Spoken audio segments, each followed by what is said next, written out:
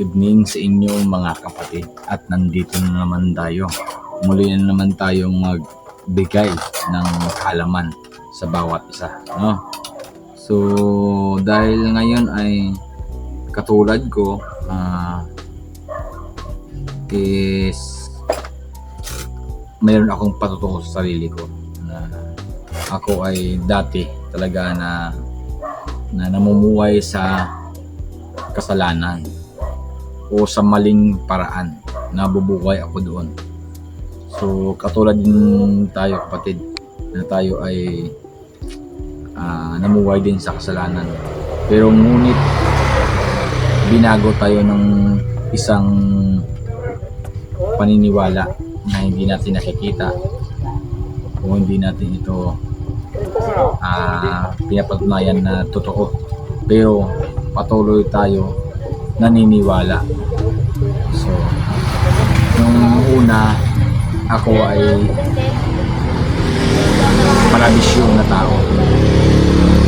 So ang bisyo ko ay sugal, sigarilyo, inom.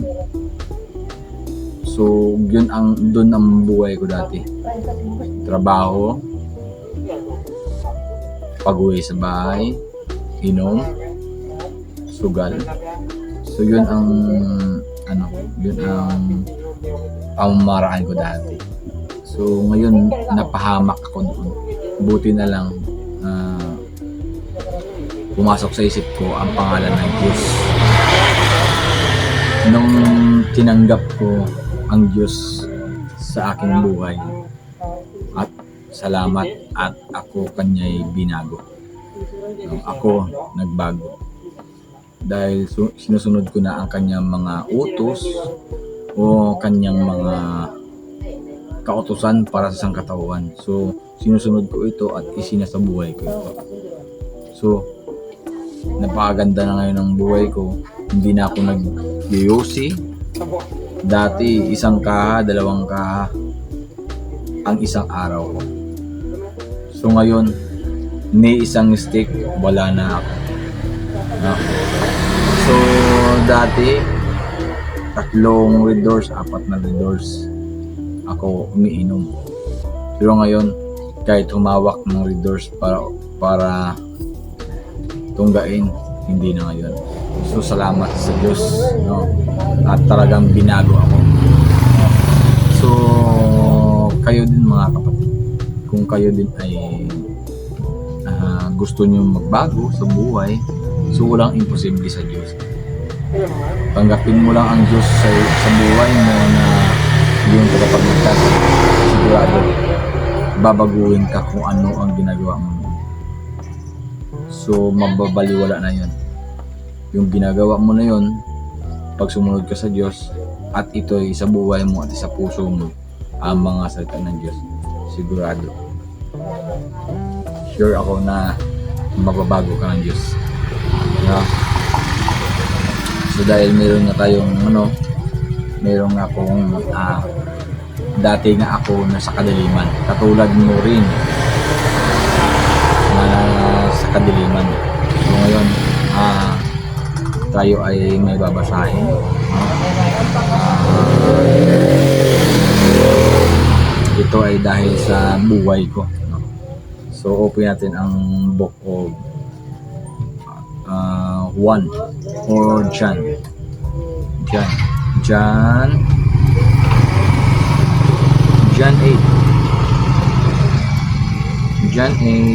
verse 12.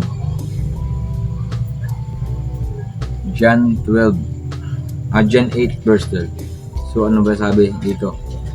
Ang sabi dito sa akin, ang sabi dito ng Diyos, muling nagsalita si Jesus sa mga tao.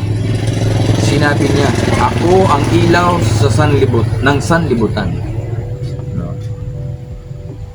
Ang sabi niya, di ba? Muling nagsalita si Jesus sa mga tao. Sinabi niya, ako ang ilaw ng sanlibutan. ang sumunod sa akin ay magkaroon ng ilaw sa kanyang buhay. At di na lalakad sa kadiliman. So yun. So napakaganda ng sabi ng 1. No? 1 verse 8. No? 12. 8 verse 12. So di ba? Napakaganda ang sabi ito ni Juan. No, sabi ito ni Jesucristo.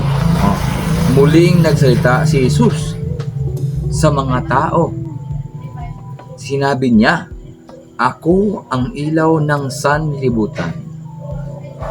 Oh, ang sumunod sa akin ay magkaroon ng ilaw sa kanyang buhay at di na lalakad sa kadiliman." So ayun nga guys, mga kapatid, ayun nga. Di ba ako namumuhay sa kadiliman? So ngayon, dahil ako'y sumampalataya sa Diyos, so ngayon ako ay mayroon ng ilaw. So hindi na ako naglalakad sa madilim. Kasi nga mayroon akong ilaw o mayroon akong flashlight. Mayroon akong flashlight upang makita ko ang dinadaanan ko. O upang malalaman ko ang dinadaanan ko kung ito ba ay tama. So, ibig sabihin mga kapatid, yung dating ginagawa mo, alam mo na pala na yun ay mali. Yun ay mali na ang ginagawa mo. Kapahamakan na ang narating ng ginagawa mo. So, dahil ngayon, tumanggap ka sa Diyos at sinusunod mo ang mga utos nito, bibigyan ka niya ng ilaw. Dahil ikaw ay naglalakad, ako ay naglalakad din sa kadiliman. So ngayon, yung dating mga gawa ko, hindi ko na ito ginagawa pa. Dahil alam ko na sa sarili ko na ito'y mali. No? Ito'y mali. Ang pagsugal, mali rin. No? So ang pagbisyo, inom, sigarilyo, alak, sinisira ko lang ito ang aking mga katawan, ang banal kong katawan na ibinigay sa akin ng Diyos. No? So, imbis na ang buhay pala natin ay ialay natin sa Diyos, no? Ito ay ating ipagamit. Ipagamit natin sa Diyos. Ipagamit natin ito upang tayo ay maghayag ng mga salita ng Diyos. So noon hindi ko to alam.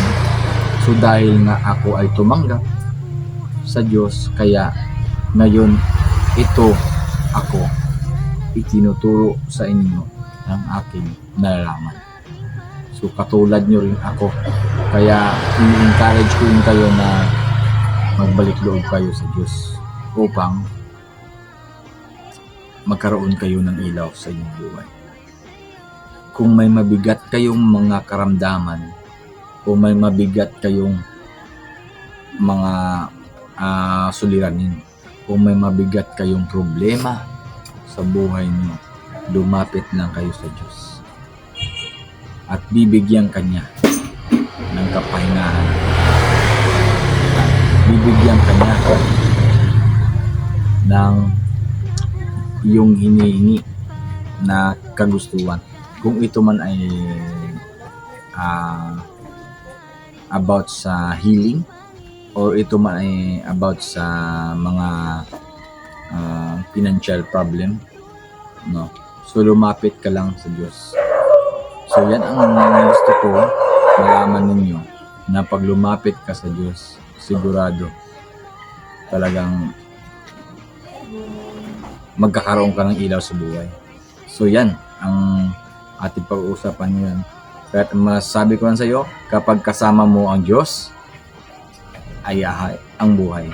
Diba? So ngayon, hanggang dito na lang. Ang masasabi ko lang,